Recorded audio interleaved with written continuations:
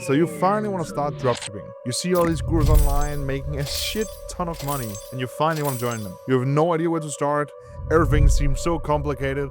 But in this video, I'm gonna break down the fundamentals and what you need to do to be able to start this business model. And right now, I'm probably one of the most qualified people to talk about this in general on YouTube. Because over the last 2.5 years, I've generated more than $14 million with my online dropshipping business. And right now, my biggest store has done over $7 million in sales. But before we get into it, what is dropshipping exactly? So in short, many of you probably know what dropshipping is, but basically it's you creating a store, finding a product, then finding a supplier in China that can ship the product to your customers directly. How you get those customers, basically that's through either organic marketing or paid ads such as Facebook or TikTok. But how do you actually start? I'm gonna break it down in 5 simple steps. So in this week already, you will be able to launch your first store. The first thing you have to do is finding a product you wanna sell.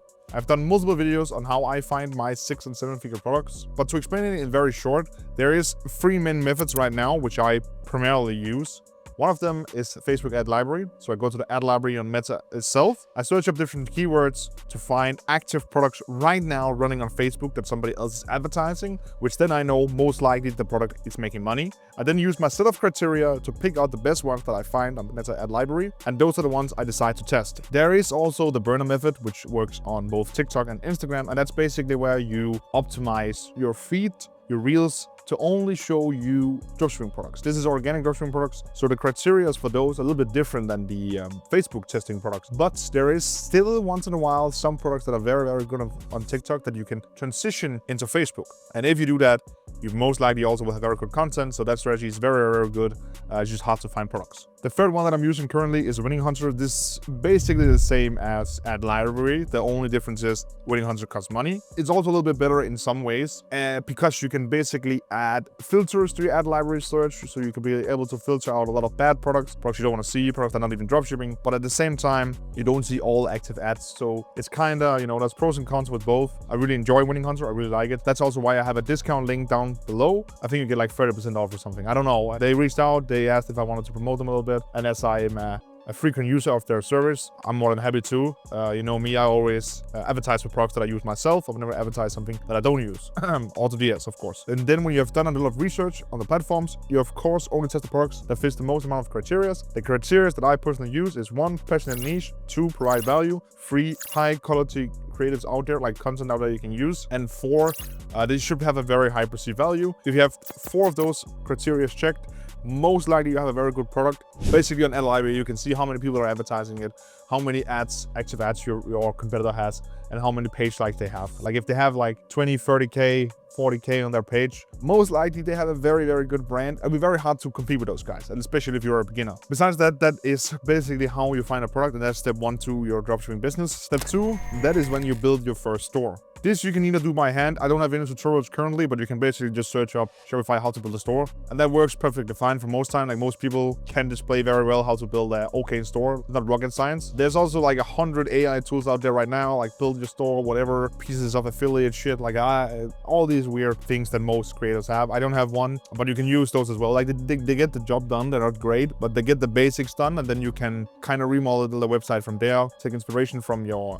competitor, do something similar. That's usually the best move. A few things to keep in mind when you're building your first store. The copywriting on your website is very important, but what is even more important is your images and the GIFs you decide to use. Especially the first image the customer sees, so the first variant or whatever you want to call it. That is probably one of the most important things on your website, because if that picture is ass, most likely they will not add to cart. If they don't add to cart, they can't check out. And I see most people do this big mistake of, just having the prettiest picture as the first picture, like just the product with a white background. And that sometimes can work if you're selling clothing, for example. But if you're selling more of a problem-solving product, the product in action, or how it's supposed to be used, usually works the best. It gets the highest add to cart rate. Maybe even just a product with a good offer on it also can work very well. But just a blank product picture usually is not the best. Of course, also just the general pictures and GIFs throughout the page. Very, very important that those are high quality and they don't look scammy or Chinese. They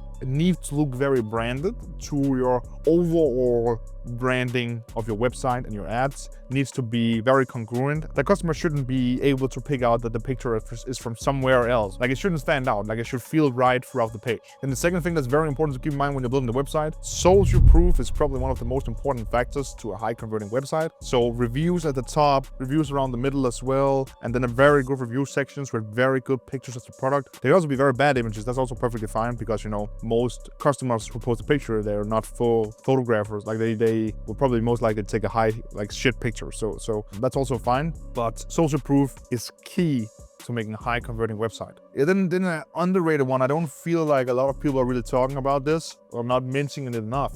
Always have some kind of guarantee on your website, whether it being a money back guarantee, happiness guarantee, like get it delivered by X date guarantee, like some kind of guarantee so the customers feel entitled to something and something fucks up, okay? So most people are afraid to order a product if the product sucks. But if you have on your website 9-day money back guarantee, they will not be afraid. Like, they'll be, okay, if it's bad, I can just return it. That's really, really nice to know. And then you might say, oh, but what if they want to return? They don't. If it's a good product, they don't want to return it. They only want to return if the product is shit, and you shouldn't sell shit products in the first place. And then remember, the most important thing at all is your offer. If you don't have a good offer, most likely people are not going to convert, and not going to convert very high at least. So remember always to give either something for free, or as simple as it is, just run a buy one, get one free offer, buy one, get two free offer. It's not enough with 50% off and more on free shipping. It doesn't work.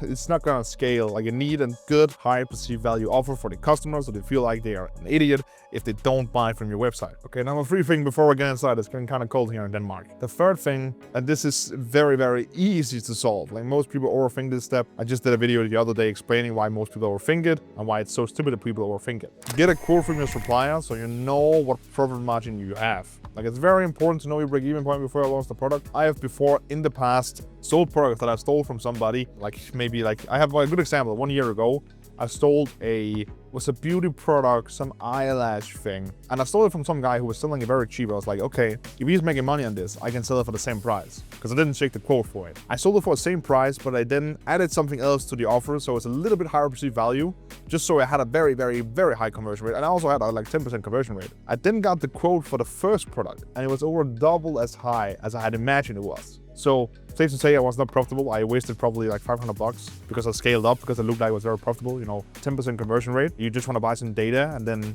you're good to go. But I had to close the store because the guy was just scamming people and I didn't know. So always get a quote before you start your ads. All right, guys, just sorry I had to go inside. It's getting cold here in Denmark. What you want to do, reach out to the highest players in the game right now. I can recommend Commercive and Made Dropshipping. Those are the guys I work with. I also worked with Commercive in the past. If you want to work with Made Dropshipping, I have a link in the description. I'm not affiliated. I don't get money from it. It's literally just because they did a very good job for me, so I want to share them with you. And also, they are a very new company in general in China, so they're just trying to acquire customers. So right now, you probably won't get a better customer service experience from any other company because they are, you know, established. These guys are new, so they want to acquire customers and get a good name for themselves. Reach out to one of them, send them the link of your product. They can give you a quote right away. It's not harder than that. It's literally the easiest thing in the world. Number 4 thing you want to do, create video ads. I explained it many times how I'm doing it, but I'm gonna explain it again. First thing you want to do, go to TikTok, find all the high quality videos you can find of your product. Then you want to download it, chop it up, and make new creatives.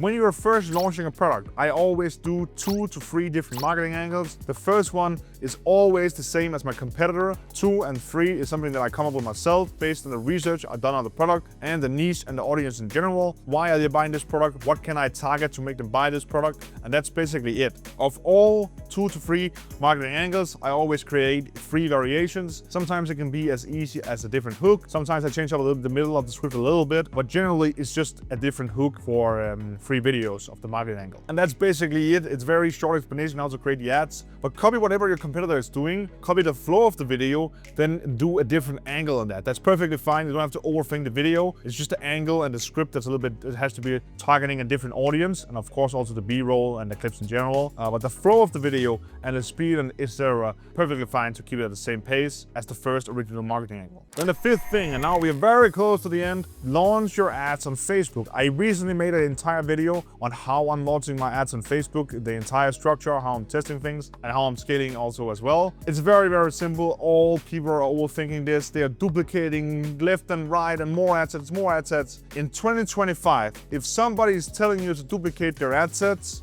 they are not doing Facebook ads. I'm just telling you right now, anybody who is doing a duplication strategy is not making real money. No way they're making more than 100K max, because you're fucking yourself up by doing a duplication strategy. If you're too lazy to watch my original video on how I set up my Facebook ads, it's perfectly fine. Right now I have a brand new strategy that I'm starting to use. You create one CBO, you add 3 of your ad sets, broad, no interest, just USA, Canada, Australia, the 3 countries that we're targeting. Add the budget to $100, let it run for 3 days, see how it goes. If it's profitable, nice, you increase with 20% every single day that is profitable. If it's unprofitable, take a look at the metrics. Is it the ads that fucking suck, or is the website that's fucking sucking, or is the product just bad in general? And then you can optimize from down. But that's basically how you can start dropshipping in 2025, the easiest way. You will probably not be profitable if you're doing it the first time. It will probably take a few tries and a few different products before you start to make money, but that's fine. Like, that's how it is. You should expect losing money, I would say. It depends. If you're doing it on your own, I would say minimum